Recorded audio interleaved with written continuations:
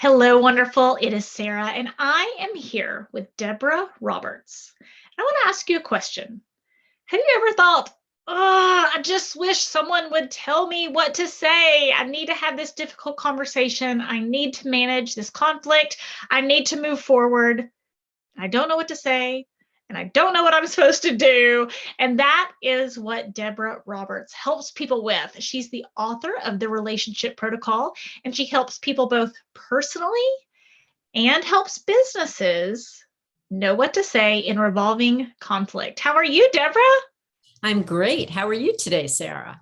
I'm awesome. I'm awesome. And I love that you help people both personally and in business because we have difficulty and conflict in relationships everywhere, right?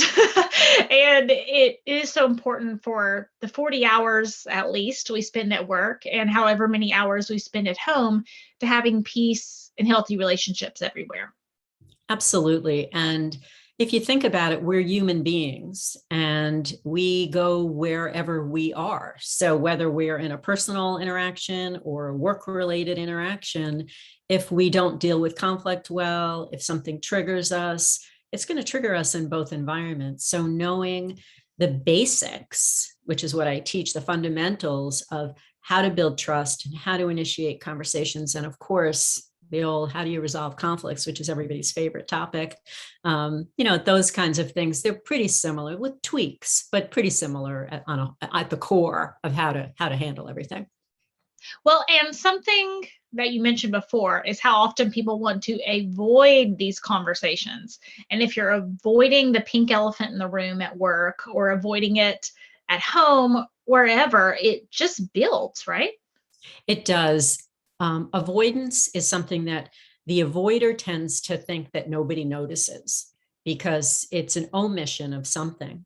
But the reality is it's building up either within you because you're not saying something that you probably should be saying, or someone on the receiving end is waiting to have a conversation with you and they're feeling unfulfilled as well. And oftentimes the person who's not communicating can be seen as weak or withholding or snobby, it depends on the environment. But if you have a CEO who isn't addressing a big issue because they don't know how to do it, that's not a good look if everybody knows the conversation isn't happening. Or if you're in a romantic relationship and it's a big topic and you keep figuring out how to get out of it, again, the person on the receiving end of that doesn't feel cared for. So. I love that you brought up kind of impression management. And toxic people are masters at impression management in a bad way, but we want to be our own best PR, like have our most authentic, best versions of ourselves in the workforce, in our real lives, and not avoiding conflict is showing up as your best self. And I'm so glad you pointed that out. Yeah, it really is. When you learn how to feel equipped as a communicator, that automatically makes you feel more confident and able to express what you need. And we all need to be able to express it. As you know, we can only control ourselves. So let's empower you to have all the skills that you need to be able to get your needs met and say what's on your mind and do your best to try and resolve the conflict. At least try. We can't control what the other guy does, but we can control how we show up, what we say, and then how we respond to what we get from the other person. So it's responsibility on both sides, but since we only are responsible for ourselves, learning how to have those conversations is really critical, I believe, for all adults too, and children as well. But I mean, as adults, wanting to be able to show up in an authentic way and say what's on your mind. So what do you know to say about avoiding, or not avoiding conflict, but resolving conflict? What do you know that we should say that most people don't? So let me give you a little context so it makes sense. So a lot of what I teach has to do with the relationship. So there are two people having an interaction or having a conflict, but if we take it back to they're having an interaction usually. So that means that I have to be aware that I'm not the only one in the room or the only one speaking. There's another person receiving the information or communicating with me about something. So bringing awareness is the first thing. The next thing is I notice you. I'm paying attention to you. So I'm present. I'm aware that you are listening, we're interacting with each other. I'll often give the example of a teacher or a salesperson. When they're in their role, they're doing what they need to do, but they're noticing all the kids in the room, and is everybody doing what they need to do? And is my lesson where it should be? Or the salesperson is thinking, are they interested? Should I continue? So there's this participating but observing concept. And that makes us more aware of the environment. So once things start to shift between us, I want you to then address it before it's this big blow up. So that's the first thing. How you diffuse is to catch it early. So I notice now I'm participating, but I'm observing. So I notice that you are not happy, you're frowning, or you're tuning out, whatever it is in any environment. So I stop whatever I'm saying. Or it could be you give me feedback that I didn't ask for, and now I have to deal with whatever you've said. How I respond is where the conflict either can escalate, or I can choose to respond in a more relational way, which means you've said to me, I don't like what you said to me, that hurt my feelings. Or, it could be a more formal thing in a business where you come to me and you say, look, the way you handled that project was not cool. You took credit for something that wasn't yours. It could be a whole other set of circumstances. At that moment, what I'm supposed to do is connect with your experience. And I'm supposed to say to you, wow, in a personal note, I didn't realize, I'm sorry, I hurt your feelings. That wasn't my intention. I didn't do it on, most often when those kinds of things happen, it's not on purpose. I'm not doing it to be mean, got caught off guard, misinterpreted what I said, whatever it is. So I acknowledge that something I said bothered you or hurt you in the business. And I'm sorry, that wasn't my intention. It's more formal. It's not as personalized, but again, that wasn't my intention. And if appropriate, I'm sorry, that wasn't my intention. Or you might be right. I didn't realize it. But it's acknowledging what you're saying. I'm not apologizing necessarily for everything I've ever done. I might not even apologize. I might just acknowledge for that one interaction. I'm acknowledging how you feel. Because if I don't, you're now stuck on whatever you were thinking or feeling, reacting to. So I'm responding to your reaction. When I do that, you then either believe me, you feel heard, or you say, what are you talking about? That's, you want to continue the banter back and forth, but a lot of times we just want to be heard. So you've said, that you're upset with me, or you don't like what I did. And I say, wow, I didn't realize that, or sorry. As soon as I do that, I'm being more relational. And the main thing with the relationship protocol is the more important the relationship is to you, the more important it is to demonstrate that you understand the other person's experience. Does that make sense? Yes, and there's a couple things you said that I want to make sure everybody go for it. Yeah. I wanted to give you the whole framework. I mean, there's more to it, but I want you to understand it in context, because it's not just you say something and I placate you. I'm saying it because how you react matters to me, because I'm committed to having a good interaction with you. Mm-hmm. And starting with, there are two people. That's right. Going back to what you said, now that we've wrapped it in a bow, and then going back again. So there are two people, my memory of what happened, your memory of what happened, and creating situations where both people have value. Yep. Right. And I'm so glad you said deal with it early. Mm-hmm. Because if you're afraid of conflict or you want to avoid something, I'm sure you've seen it too in your coaching practice. Sometimes people come up and it's like, this has been an issue for 18 years. Do you think you can help me? And it's like, golly, I mean, yes, but it's the hole is so deep at that point. You've dug such a just so much easier If we gain, it's easier to lose 5 pounds than 50.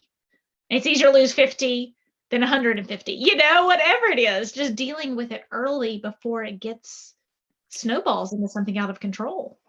I would say yes. That's my initial reaction because that sounds like the most logical response. However, I've also seen some of the worst scenarios that have been going on forever that can change quickly when someone all of a sudden hears or feels that they're heard or recognizes that the person is understanding their reaction. And they've never done that before. So sometimes, even when it's been a long-standing issue, complaint, even crisis, when someone shows up differently and they show up authentically and say, you know what?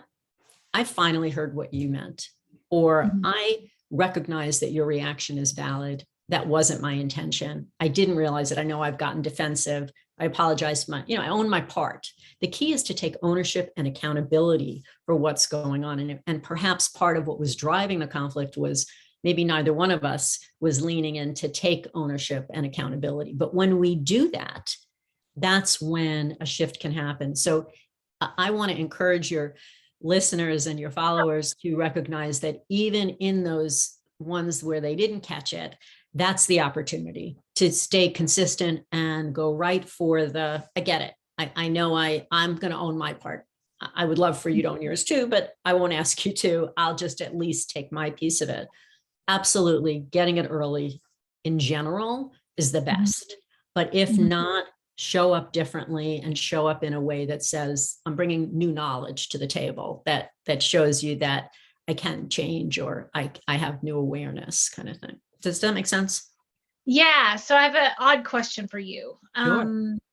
The background of many of my listeners are people who take over responsibility for things. They think, oh, everything's their fault. If someone else messes up, they assume it's their fault, through toxic parenting or partnerships or whatever situation. So I can hear them right now. It's like, yes, take ownership of my part. Yes, they're already good at that. I take it. So what advice, because I was going to say you did not over-explain. When you Correct. gave your response, it was very concise. Yep. That wasn't my intention. And this is, I hear you. I understand why you're saying that. And that wasn't my intention. It's like little teeny tiny versus a whole story. Yeah. I mean, so a lot of our listeners are going to be the over explainers, happy to take responsibility every time. To the point that that's kind of what they've dug in the ground. That's right. So what advice do you have for those ladies or gentlemen? I think you have to look at a circumstance and take the emotion out of it. And then make a decision based on the facts. So factually speaking, perhaps there was a misunderstanding where we both said things that we thought the other one meant, or oftentimes it's in writing. I misunderstood your text. I thought you meant it in an aggressive way and you didn't. So I think that if you take the emotions out of it, the story that you're apologizing for or owning, let's say, is smaller. I'm simply letting you know that it wasn't my intention to say something that ruined the whole meeting. It wasn't my intention to write it in a way that you read it incorrectly, or read it in a negative way. That wasn't what I was trying to do. I don't have to say, I know it happened on Tuesday, and then on Thursday you said this, and so I said this, and then, by Saturday, it doesn't have to be the entire history. Keep it small, as I like to say. Stay with that one interaction, and as best you can, take the emotional content out, because then you'll be more direct, you'll be more clear and concise. And the other thing is, state your intentions up front. I want to talk to you about what happened, and this is what I'm thinking, come from a place of I, and make it one sentence. Practice that one sentence. Do it in front of the mirror so that you have that, and write down the key points you want them to get by the time you're done with the conversation.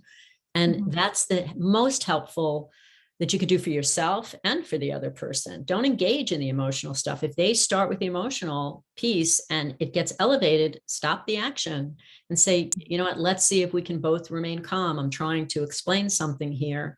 If not, we can take a break and come back to it. Insist that you're not going to engage. If you don't engage, it doesn't continue. Yeah, I think sucking the drama out of it is what I was hearing you say without hearing you say, but the idea of keep it small, take the emotional content out of it, particularly when it's a big heated topic even. Now, that means that you need to have a moment away from it to think it through. And even if you need to talk to someone else about it that you trust to help you to see if you can sort of emotionally regulate in a different way, but to be able to understand it from a factual, what are the facts? That's sometimes how an easier way to pull out the emotion and approach it from that perspective. Talking facts, not feelings. Right? Yeah. So we've talked a bit about being on, I hate to say it this way, but a little bit about being on defense. I didn't mean to hurt your feelings or upset you, that wasn't my intention.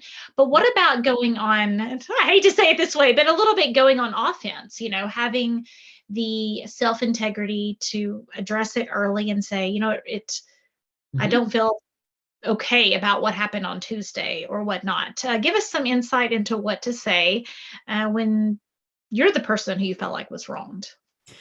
I want to tell you, I don't feel good about what happened on Tuesday is a great thing to say. Exactly what you said. Again, I would ask that you think about what you want to say. If it's an important conversation, it's always good to plan a little bit. It could be 2 minutes in the car ride over, but if you can think, what do I want to say? What's important that I get across? And 1, 2, or 3 at the most key points that you want to make sure it's a good time for the other person. A lot of times people start these conversations when everybody's exhausted at the end of the day, or the kids are running around, or someone's running out to a basketball game and you're oh, but I wanted to. So check in that it's a good time to have the conversation. Start with an appreciation, something nice to say. Thanks for making time, or I'm glad we're talking about this. Something simple as that. I appreciate you giving me a chance to meet with you. And then state your intentions up front. I want exactly what you said, Sarah. I want to talk about what happened on Tuesday. I didn't feel like that conversation was settled, and I'd like us to be able to talk it through. And then you can tell them the structure even. I'd like to tell you what my impressions are of what took place, and I'm happy to hear yours. You can ask them to not interrupt you. You can ask them that you don't need them to fix it. You can tell them what you need from them. Or just simply say, I want to have a good conversation with you, a productive conversation with you about X. It's a very set thing to say. Or it could be, please give me the benefit of the doubt that, I want to have a good conversation with you. I'm not looking to have a disagreement or go back to another argument. I want to resolve, and this is my best effort at doing so. So I'm stating intentions. Yes, stating your intentions, saying what you need, assuming positive intent. Yeah, absolutely. Give them the benefit of the doubt, how you approach them, that they also want to have a good outcome. Yeah, absolutely. And the language I love to use is, what problem are you trying to solve? So finishing out the conversation, rebuilding trust. And would you even suggest, I'd love to rebuild trust in this situation. I want to make sure we're on the same team. I want to make sure we both feel good about the outcome of this, and kind of using we language versus we, us, let's. Absolutely. This is about, we are in this together. We're on the same team.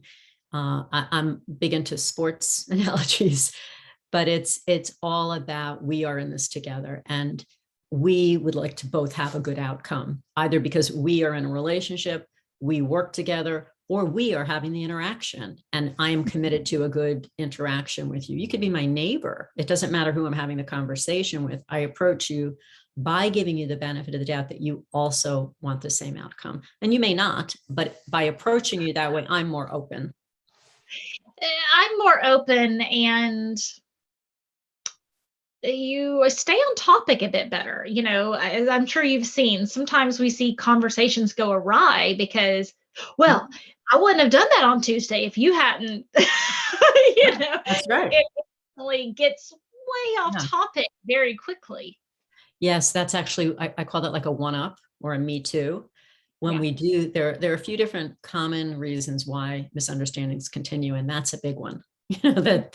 Well, also, and you did this, and I do that also, why do you think you're the only one? So it can go in all sorts of directions. Absolutely. My daughter this week somehow managed to change my Apple ID. And I about died when I got the email that said, your Apple ID has been changed. And I went, oh no, I've been hacked. Like, she's 9. I don't know how she managed to do it. But, she goes, oh, I think it may have been this anyway. So we had a really serious talk with her, like, you cannot change mom's passwords. You cannot change my Apple ID. She had my phone and was playing a game on it and changed my Apple ID. And she didn't know that it could have gone badly. And, I said, I thought I had been hacked. And instantly she said, well, my brother broke the table this week. Why aren't we talking about that? And it was just, and she's 9, so we'll excuse it a bit more. But, we had to say, no, the conversation is about you changing Apple ID and making sure we know that that's very serious. You cannot do that. It's a conversation about your brother breaking the table. That's right. And we will talk about that another time, but not now. Absolutely. And it's just something kind of, hopefully we mature past, right? Yeah. And what's interesting is that is the child version of what adults do, for sure. And what I like to say is finish one part of the interaction first, meaning exactly what you did. Well, we are talking about what happened with my Apple ID now, and let's finish that. And if you want to talk about how your brother broke the table, we can bring him in here and do that after. But right now we're going to stay on this. And it's the same thing when I say to you, listen, I don't like what happened and how we ended it last week. And if you say, well, I thought it was great, but I thought that, you finish your sentence and I say to you, I'm happy to talk about that, but can we just stay on point with what I'm bringing up first? So I'm navigating the conversation by stating my intention. So I'm creating a structure, if I can, for what I need and how this is going to go down. Yeah. And I'm even thinking, making sure it is a we conversation. If I've upset you in any way, I'm really happy to talk about that. I mean, very happy to talk about that. I just want to make sure we get somewhere in this conversation and we move forward and move past it. So would it be okay with you if we manage this one situation, then I'm happy to. That's right. And if it's not, by the way, if I say that to you and you say, well, or you're really getting very upset, then I might have to say, okay, so I'm going to hold what I was about to bring up, because it sounds like you're still very upset about this as well. And you're going to have a hard time listening to this. And maybe shall we try to do your part first? And then hopefully, I still would like to be able to address mine, but I'm still making statements about what we are doing. So I'm, again, still creating a structure, and you do have to navigate it that way. And also, you also want to be able to, throughout the conversation, go back to what I said earlier. It's still paying attention. So now we're having this conversation that's more your idea than mine, or not. That part doesn't matter. For this piece of it, it's still paying attention. So if we're having the conversation and it starts to escalate at all, or it starts to get tense, again, I stop what I'm saying and I comment on what's going on. It sounds like it's getting tense between us. Let's, take a breath, or is there something going on that you want to say that you're not saying? So now, again, I'm attending to what's happening between us. So I'm noticing that while we're speaking. it's an important point also for navigating as we go along. So a fun question. Oh, good. What are some outcomes? I know, we're like talking conflict and stuff. When someone gets this right and you see people come together and it's just like, oh, well, that was easier than I thought. Or what are some outcomes that you've seen from using the structure? Well, it's a great question because I have seen thousands and thousands of outcomes. I have been, in a mental health practitioner for decades, and I've been working with businesses for decades as well. And so I have been employing this for years. This is how I explain. I call it when we shift our thinking and we turn towards. So we've connected with the other person's experience, and it's lovely to see. And I mean, I've seen business partners in one meeting go from ready to dissolve their business to, all right, we may not like each other, but for the sake of our company, because I teach this concept of, for the sake of something bigger than us as individuals, we turn toward a situation, we shift our thinking. And when you see that shift happen, it's like, I'll say it's like a turn of the dial. It's just this subtle thing. It's a change in perspective. And it's like the sky opens up. It's a fabulous opportunity for growth and connection and collaboration and inspiration. It's love. I find it gratifying and to be able to bring people together in that way. That's why even being on your podcast and doing this work to reach more people and give people tools to say what they need to say and resolve their conflicts. And that it's not that complicated, I love it. I love taking complicated things and making them simple and just turning that dial. So I know people can check out the relationshipprotocol.com. And I believe you have courses for both personal use and business use. And you have a download as well, right? I do. I have a download I have two of them, but the one that we're referring to it's called Tell Me What to Say. And it is a complimentary download on my website. I have, I look at the 3 most common reasons why people avoid conversations, and I show you how to have those conversations. So it's important. And the other one is about trust building in the workplace, relevant to some people. So that's there as well. I love it. So if we got to broadcast your voice to the entire world for 1 minute, you got to tell people something, what would you say? I would say communication is not that complicated. And when you learn how to say what's on your mind in an effective way, it will change the quality of your life, the quality of your relationships. And it's so important as individuals that we all learn how to be good communicators. The world will be a more peaceful and loving place. I agree completely. So check out her book, The Relationship Protocol. Check out her website, The Relationship Protocol. And Debra, thank you for helping us on our journey to becoming toxic person proof. Thank you.